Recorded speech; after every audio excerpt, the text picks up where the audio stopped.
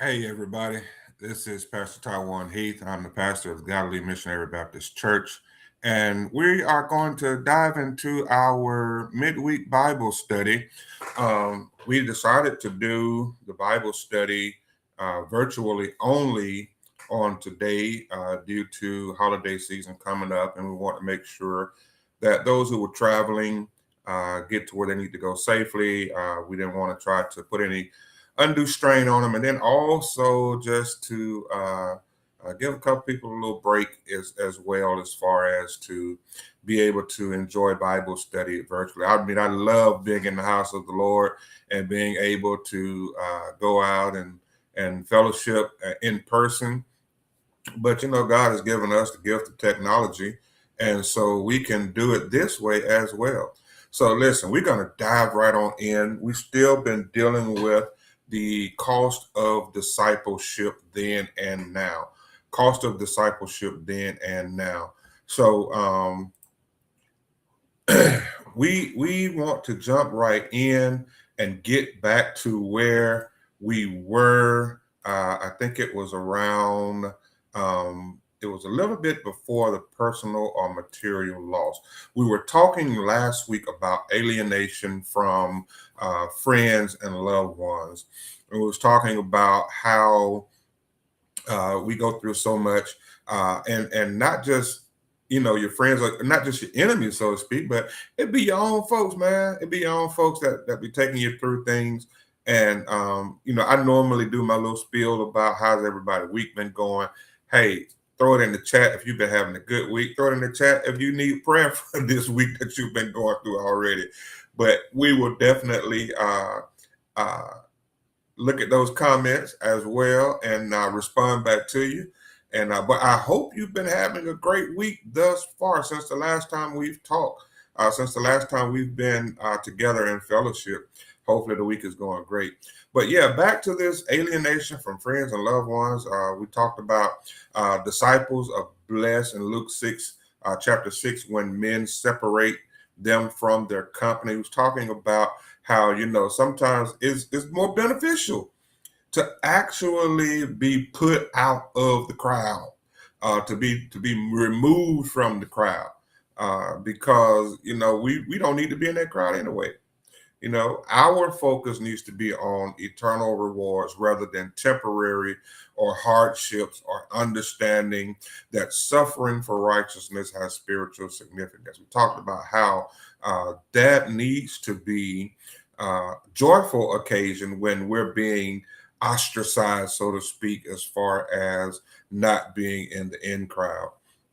Then we talked about Matthew chapter 10, where even some of our own family members will be upset with us because of our new walk, because of how close we have become to God, and then they may start to think that we feel like we're better than everybody else. But Jesus, he commissioned his disciples to go into the world, but he warns them of the cost of following him. He says he has not come to bring peace to the world, but a sword, in verse 34 of chapter 10 of Matthew, meaning that a divider and a source of conflict. The sword literally is not literally a weapon, but is a metaphor for the division that followers like you and I, when people choose allegiance to Christ, can overcome the worldly loyalties. And so don't be discouraged. And Luke chapter 14, verse 26 says that we cannot be Jesus' disciples if we love anyone more than we love him. That includes our wife, our husband, our children, our job, our car, our clothes, whatever it is. We cannot be his disciples if we love anything more than him. Jesus challenges us to reorient our priorities, emphasizing that true discipleship involves a wholehearted allegiance to Jesus.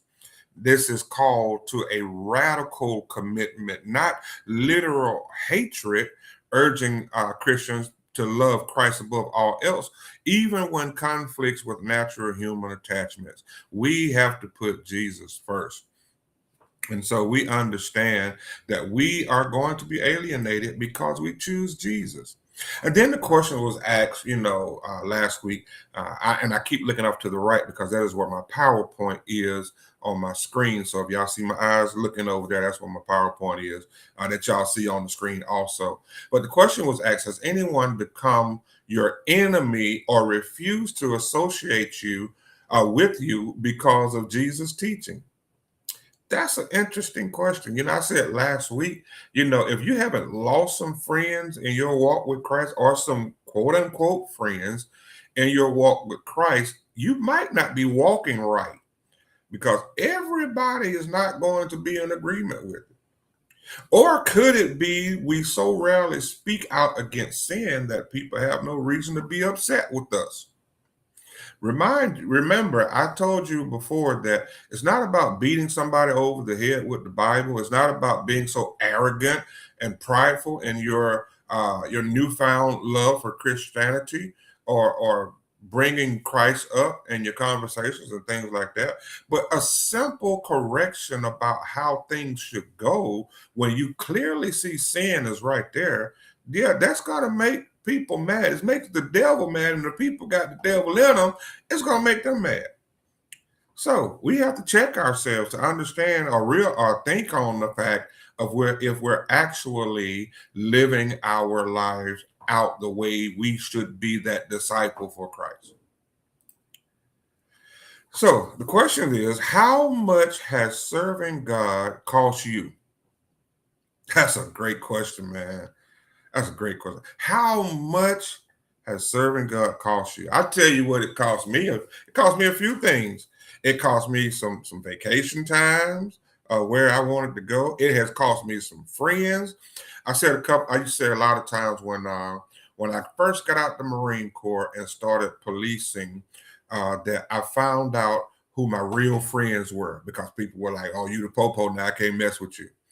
But then when I really got into Christ, especially when I accepted my calling to preach, that's when I found out who my true friends were. Because I end up losing even more people that I can't hang with you now because you're on a different pathway. You're on a different wavelength than I am, and what I do. Some was bad, because they were mad because now I'm calling them out on what they're doing. But some were actually meant for my betterment because they were like, well, you know what I do, I know what you do. We don't need to bump heads because I don't want you to slip and fall. Makes sense. And I can do nothing but commend them either way, you know, but it's all good because we're all going to have persecution and it varies from time to time.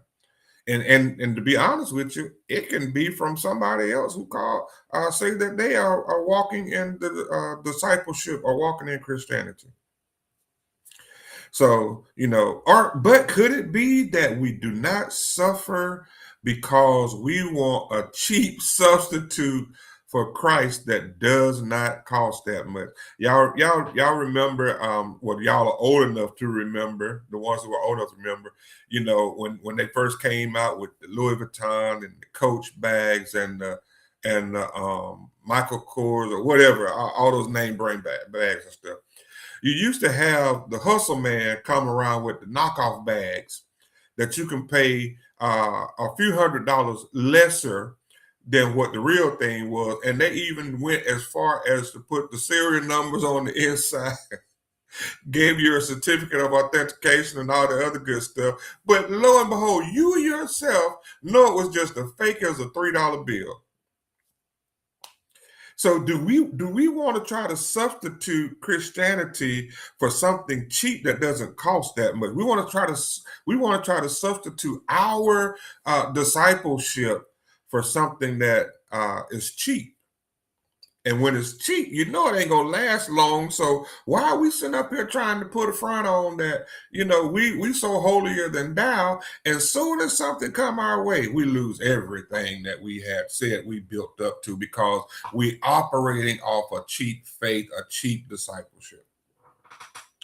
Luke chapter 6, verses 22 and 23 calls Christians to remain steadfast in their faith, even when facing criticism or persecution. It offers comfort and hope, assuring that enduring trials for the sake of Christ aligns believers with a long life, faithful witnesses, and promise ultimate reward in God's kingdom. And that's what we got to get to. That ought to be our main goal, is to get to the ultimate reward, which is in God's kingdom, because we know that this place here is only temporary for us. It's temporary. So why are we working trying to fit in so hard here with the world when the world is only temporary, but God's kingdom is eternal? Something to think about. So that was the part about being alienated from family, friends, loved ones. And we have to get to a place of understanding where, this cost of discipleship is going to cost you some things that you don't really want to lose. And being that some things that you don't really want to lose, guess what else we're going to lose? Some personal or material loss. We're going to lose some personal or material loss. We're going to lose maybe some of our homes, because when we start going about this Christian journey, man, people ain't gonna want to put up with us on our jobs. Our incomes may be shortened some. I know what you're saying. I hear you. I hear you talking. I hear you in your thoughts as well, because it was in mine at first. Man, I can't lose no income. I like the way I'm living. I like my possessions. I like my houses that I have. I like the automobiles that I drive. I like the clothes that I wear. But sometimes you got to give up those things. Remember the young rich ruler story that came to Jesus and asked him, "What must I do to be saved?" And Jesus told him to sell all your possessions and give the proceeds to the poor. And the man went away sorrowful. He wasn't happy. It's a radical change, y'all. And that is one of the most challenging questions of faith in all of the scripture. It's a radical change. What are you willing to let go, give up, or do without for Christ? Listen. In Genesis chapter 12, verse 1, God told Abraham to leave this country, to leave his family and kindred, and go to a distant country, not knowing where he was going. He told him, "Get thee out of thy country and from thy kindred and from thy father's house unto a land that I will show you." Told him, you got to go. You got to get out. And the question is, would we do that? Would we do that? I did it. I had to. And I was happy. I was pastoring in Albany, Georgia, and I didn't want to leave my church. I didn't want to leave where I was. I mean, I was good. I was comfortable to a sense, but I was still kind of in that realm of I want to go, but I don't want to go. But God clearly spoke. He said, you can pastor anywhere. Your pastoralship does not just only dwells within these four walls. I got something else in store for you. And lo and behold, about 7 years later, look at me pastoring again full-time in a church. I didn't leave to pastor. I left to pursue another avenue or pursue another career. But at the same time, the God that was in me went with me, and then still put people in my path to be able to minister to, or to have to minister to. Notice what God did. Well, what he did not tell Abraham. God did not tell him exactly where he was going. I would have never thought I was going to end up in Denton, Texas, because the first place I ended up was in Houston, Texas. He did not tell him how long the journey would take. I thought we'd be in Houston for the rest of our days, because we had actually even started getting ready to buy a house. He did not show him a map of where to go.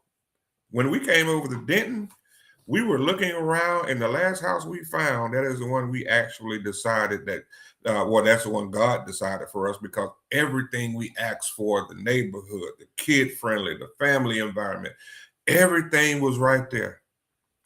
Then he didn't explain every detail of the future. I was happy when we found Antioch Christian Fellowship to just being the pastor of worship over there and have my freedom not to pastor again. But when the time came and God said, go,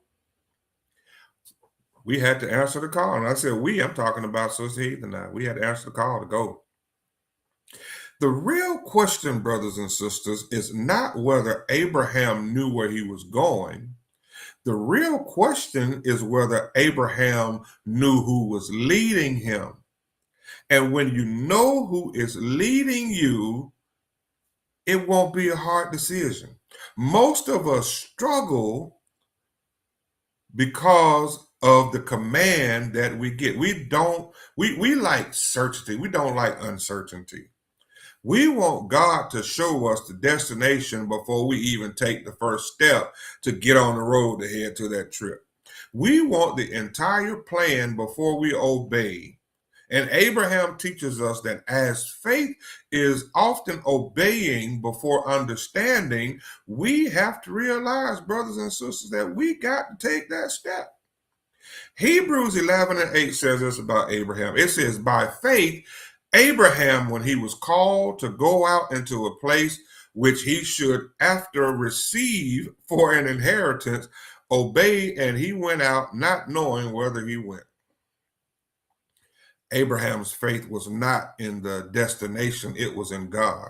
How often, or how can we get to the point to where we trust God? We love the quote, I think it's Proverbs chapter 3, to trust in the Lord with all thine heart and lean not to thine own understanding, but in all thy ways acknowledge him, and he will direct your path. We love to quote that, but do we actually not lean onto our own understanding? Do we actually acknowledge God when he's giving us direction? Do we actually go where he tells us to go?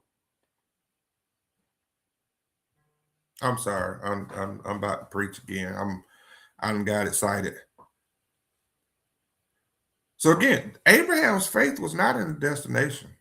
It was in God. The challenge for us as believers today is, would we leave a comfortable job if God called?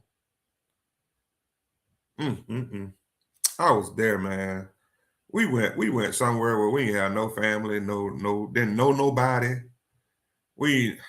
All we had was each other, and we still together.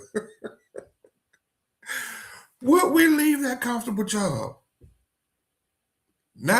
Would we move to a new city, let alone a new state, if God called for it?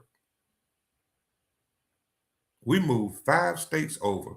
We went from Georgia, passed through Florida, passed through Alabama, passed through Mississippi, passed through Louisiana, and ended up in the state of Texas. If that ain't trusting God. Or even so, would we start a ministry and witness to others or step into an unknown if God said simply, go? Would we be willing to trust the outcome when we cannot see it? Because faith is not trusting God when the road is clear. Faith is trusting God when the road is hidden, but his voice is clear. Have you ever been to a point in your life, or you've been in a situation where, like, for instance, the lights went out in the house and everything was dark? It was pitch black in the house. There wasn't no sun out. It was nighttime. Everything went out. You couldn't even get the light blinking off the clock. You couldn't get none of that. It was pitch black, and you was looking for somebody in the house, and they said, just follow my voice. And you're reaching around, you're trying to find your way or what have you. But they said, keep going, just follow my voice. That is what God is telling us to do in most cases. Follow my voice. I will get you to where you need to be. 1 Kings chapter 18, verse 4 talked about the 50 prophets that lived in a cave on bread and water to escape persecution. For it was so when Jezebel cut off the prophets of the Lord, that Obadiah took 100 prophets and hid them by 50 in a cave and fed them with bread and water alone. This talks about the severe spiritual climate in Israel during the reign of Ahab and Jezebel. And Jezebel was actively trying to destroy the prophets of God, forcing them into hiding. But we have to understand that there was even lessons from that, because we have to remain faithful. Faithful sometimes requires sacrifice. The prophets were not living comfortably. Remember, we said you may have to give up your house. You may have to give up some good soft beds, them pillow top mattresses, them foam mattresses, the pillows or whatever. They were not living comfortably, but they exchanged freedom for comfort, for survival and faithfulness to God. Bread and water were the bare essentials of life, but they endured hardship rather than compromise their conviction. Because God will provide for you. What you need is the walks that have us bound up, because we want it all. God often also provides, though, through unexpected people. Obadiah served in a wicked kingdom's administration, yet God used him to preserve his servants. Sometimes God places faithful people in unlikely positions to accomplish his purposes. Sometimes that person that you just knew hated your guts will be the same person that will actually help and provide everything you need, that God will use them to provide everything you need. And then in some cases, survival could be a part of God's plan. The prophets may have felt forgotten in the cave, but God was preserving them for a future purpose. What looked like confinement was actually divine protection. But then you got to have courage. Elijah, during that time, demonstrated courage publicly on Mount Carmel, and Obadiah demonstrated courage privately by hiding and feeding the prophets. Both were serving God faithfully, but they were doing it in different ways. Everybody will not have the same assignment when it comes to discipleship. And that's a good thing, because we're all moving in different directions, but we're actually headed to the same destination. We just have different paths to take. Consider this. Many believers admire Elijah's dramatic victory on Mount Carmel. Before there could be a Mount Carmel, there had to be a faithful prophet willing to endure cave. Sometimes serving God means standing on a mountaintop. Other times it means trusting him in a cave with nothing but bread and water and his promises. I'm going to say that one more time, because I want y'all to get it. I'm going to say it one more time. Many believers admire Elijah's dramatic victory on Mount Carmel before there could be a Mount Carmel, there had to be faithful prophets willing to endure a cave. And sometimes serving God means standing on a mountaintop. Other times it means trusting him in a cave with nothing but bread and water and his promises. When God has you in a cave season, brothers and sisters, a season of wanting, a season of hardship, a season of obscurity, remember that being hidden is not the same as being abandoned. God may be preserving you for an assignment that has not yet been revealed. Think of